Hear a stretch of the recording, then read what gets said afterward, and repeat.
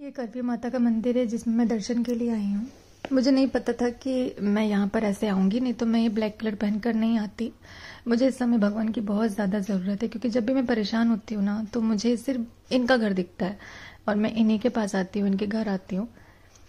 आशीष जी का बर्थडे आ रहा है और जितनी भी कोशिश कर लूँ कि मैं उन सारी बातों को याद ना करूँ, क्योंकि ये तो बहुत खुशी का दिन है। इसी दिन तो वो इस दुनिया में आए हैं, पर वो इस वक्त मेरे साथ नहीं हैं, फिजिकली साथ नहीं है। तो लगता है वो सारी बातें याद आती हैं, उनके इस खास दिन की बातें याद आती हैं। कितना भी रोकूं अपने आप को, पर ये जो समय होते हैं ना, कुछ समय ऐसा आता है कि नहीं हो पाता मुझसे। मैं कितना भी कुछ भी कोशिश कर लूं, इसके आगे मैं कुछ भी नहीं बोल सकती हूँ। तो बस यहाँ पर हिम्मत लेने के लिए आई हूँ कि मैं इस दिन को खुशी खुशी सेलिब्रेट कर सकूँ। अगर आप मेरे साथ हो तो बस मैं सारी जंग जीत जाऊंगी। ये समय भी निकल जाएगा और बहुत अच्छे से निकलेगा। तो मेरे आशीष जी जहाँ भी हैं उनको खुश रखिएगा। बस मैं सुनार की शॉप पर आई हूँ क्योंकि मुझे नेक्स्ट मंथ कहीं पर जाना है, तो मैं वो देखने के लिए आई हूँ कि मुझे गोल्ड लेना है, सिल्वर में लेना है, कैसा लेना है। और बहुत सारे लोग कमेंट भी करते ना कि नोज रिंग को चेंज कर दीजिए, तो मैंने सोचा कि मैं वो भी कर दूंगी, अपने लिए भी कुछ ले लूंगी। बहुत सारी चीज़ें यहाँ पर देखी भी, ताशी के लिए भी मुझे बहुत कुछ पसंद आया है, तो देखते हैं जल्दी ही लेंगे। आखा तीज के दिन पेमेंट करके सारी चीज़ों को हम ले लेंगे। और मैं ऐसे ही अनजाने में हम लोग इस शॉप पर आए थे, ऐसा नहीं पता था कि ऐसा व्यवहार बन जाएगा। बिल्कुल भी नहीं लगता है कि हम लोग नए शहर में हैं, पहले से नहीं जानते हैं। इतना अच्छा व्यवहार है ना ये भैया का भी और इनसे बड़े वाले भैया का भी, बिल्कुल फील ही नहीं होता है, घर जैसे ही लगता है मुझे। यहाँ पर आऊँ ना तो 1-2 घंटा तो मुझे बिल्कुल भी पता नहीं चलता है, मुझे ऐसा लगता है जैसे मेरे बड़े भैया ही हैं। प्यार से ले रही हो आप। ले लो भैया, ले लो, ले लो भैया, भैया ले लो। गलत मतलब निकलेगा वीडियो। भैया ले लो भैया। अरे कितने ही दे रहे हैं? 60 रुपए 250 ग्राम। 60 रुपए में 250 ग्राम? ये कितनी हो रही?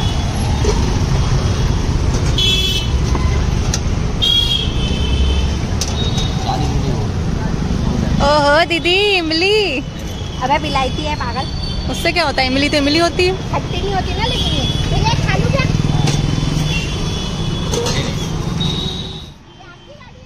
ऐसे पुलिस कर्मियों के कारण जो आम इंसान के मन की जो दहशत होती है ना कि अरे पुलिस वाले, वो दूर हो जाती है। इतने अच्छे हैं ये। बात करने के बाद में ऐसा लगा ना कि ऐसा होना चाहिए हर इंसान को। दीदी यहाँ पर बोल रही मैं भी पुलिस में जाना चाहती थी, पर मेरी हाइट नहीं बढ़ी। आईपीएस बनना था डायरेक्ट। नहीं, मेरे को पुलिस बनना था। नहीं, आईपीएस में एसपी बन जाते, उसमें हाइट नहीं, नहीं नहीं, मेरे को आपके जैसी पुलिस बनना था। उसमें तो हाइट अब क्या कर सकते हैं? नहीं, लेकिन पुलिस ही बनना है तो पढ़ाई करो, आईपीएस बन जाओ, तो पुलिस ही बनते हो। पढ़ाई में दिमाग में बाउंड्री इंग्लिश में बात हुई पता नहीं, लेकिन आपकी गाड़ी बहुत अच्छी लग रही है। किसी को लेके आए हो क्या? कौन आए?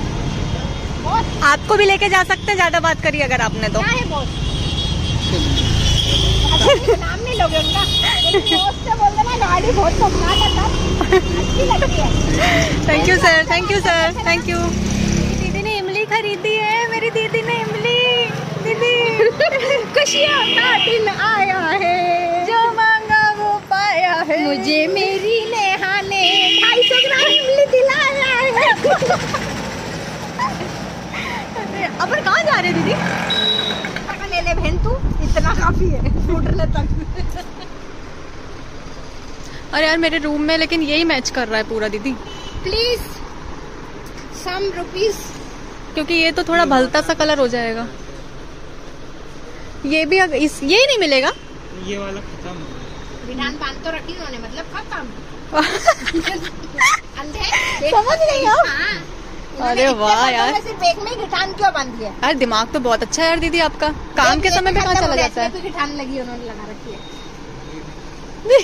है ना? देखा? मानते हो कि नहीं मानते हो? ये क्या है?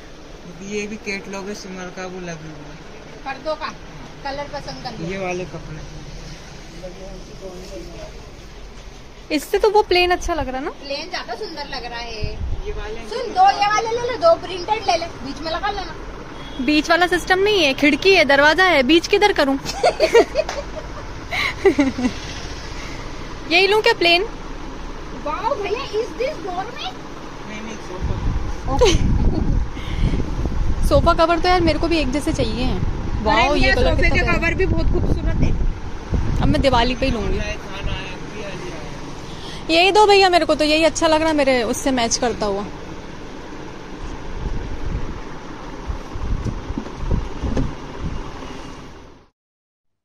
बस इतना ही, कोई हाथ थाम लेना तो ज़िंदगी का सफ़र बहुत ही आसान लगने लगता है।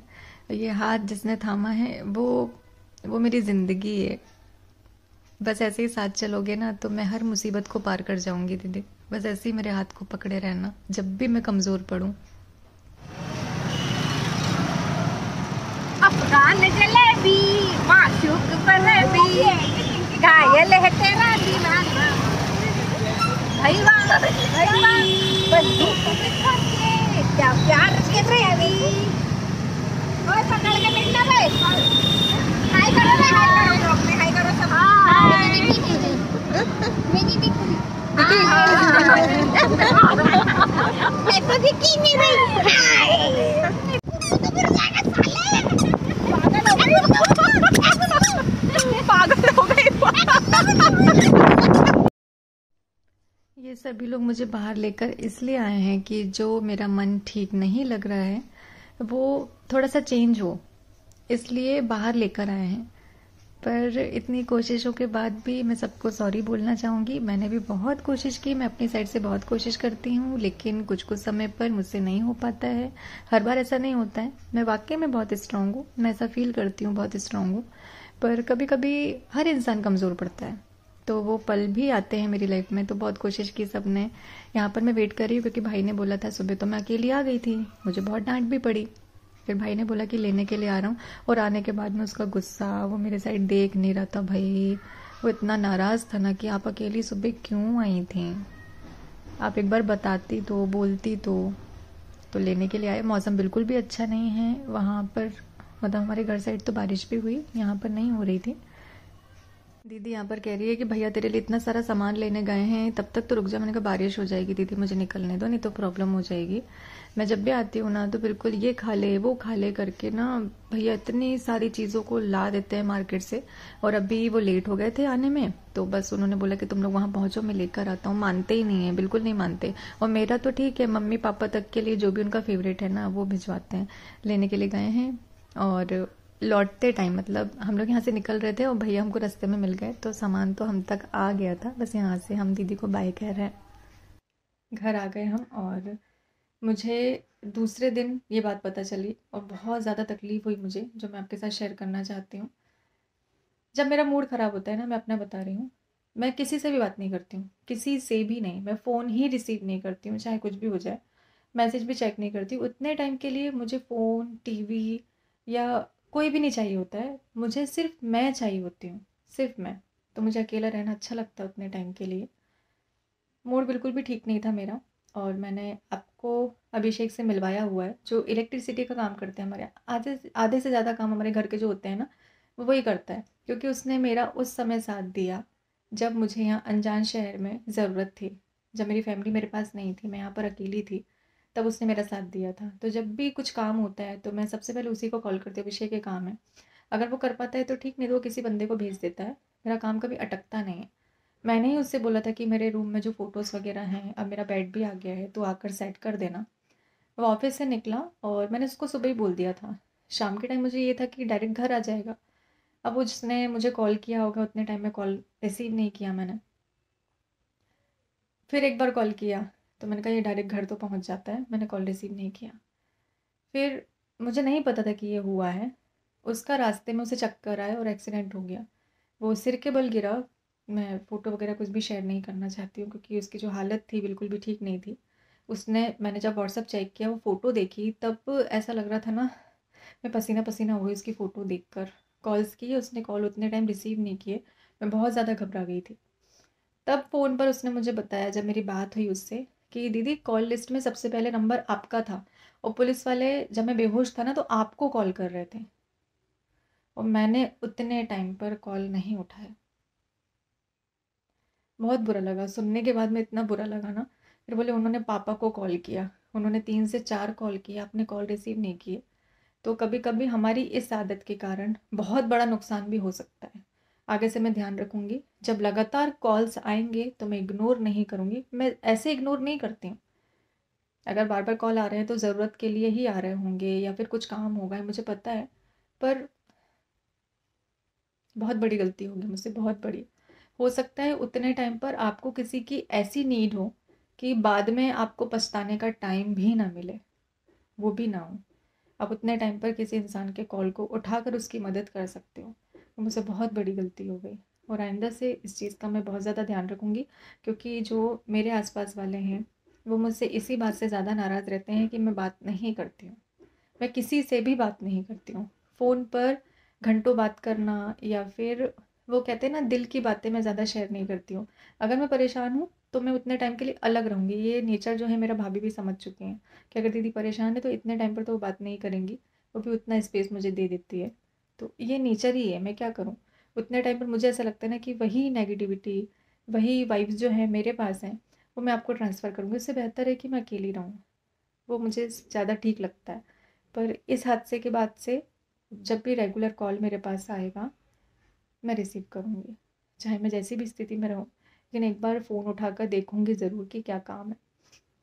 आपके पास भी अगर ऐसा कुछ कॉल्स आते हैं, लगातार आते हैं, तो प्लीज़ रिसीव करिएगा।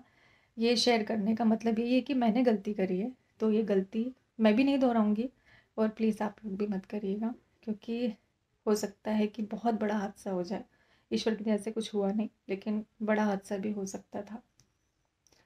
सो बस एक सबक के साथ में इस ब्लॉग को हम एंड करते हैं, और मिलते हैं आपसे। अगर मेरी लाइफ में कुछ ऐसे इंसिडेंट्स होते हैं जो मुझे ऐसा लगता है शेयर करना चाहिए, मैं ज़रूर शेयर करती हूँ कि वो पब्लिक तक पहुँचे। क्योंकि हम इसीलिए तो है ना, हम सिर्फ डेली लाइफ के लिए तो नहीं है ना, यही सब दिखाने के लिए नहीं है ना। जो मुझे लगता है कि मुझे बताना चाहिए वो मैं ज़रूर बताती हूँ। अब उसको आप अपनी लाइफ में कितना उतारते हो कितना नहीं, ये मुझे नहीं पता है। ये मैं नहीं जानती हूँ कि मेरी बातें आप लोगों के दिल तक कितनी पहुँचती हैं। सो चलिए मिलते हैं आपसे जल्दी ही अपने नेक्स्ट ब्लॉग में।